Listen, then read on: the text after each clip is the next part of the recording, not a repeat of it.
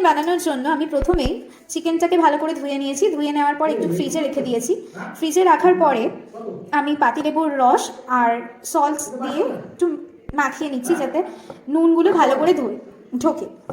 আর কাঁটা চামচ দিয়ে ফুটো করে দিচ্ছি যাতে নুনগুলো ভালো করে ঢুকতে পারে। এটা হলো ফার্স্ট স্টেপ তন্দুরি চিকেনের। এখানে 200 গ্রাম দই আছে। দইটাকে ভালো করে জল ঝরিয়ে নিতে হবে। এখন রসুনটাকে ভালো করে ছুলে নিচ্ছি পেস্ট করবো বলে। ये लड़की बहुत ही मेहनत कर रही है, इसके लिए तो 1 लाख लाइक बनता है।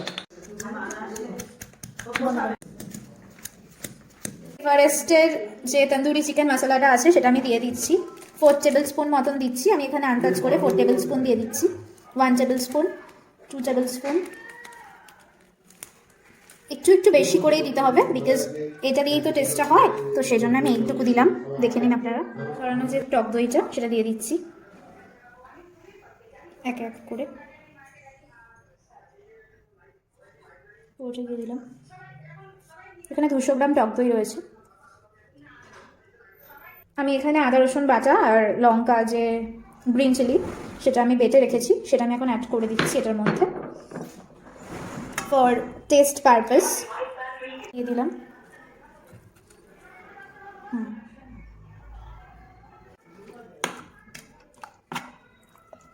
এখন আমি সব কটা ভালো করে মিক্স করে নিচ্ছি ইনগ্রেডিয়েন্টগুলো।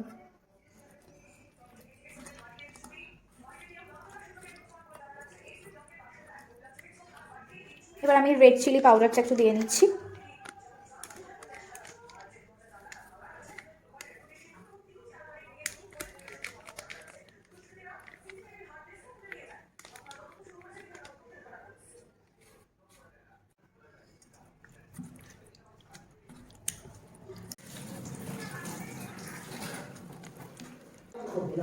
এর জন্য ম্যারিনেট করে রেখে দেবো। আমার সব ইনগ্রেডিয়েন্ট মিক্স করা হয়ে গেছে।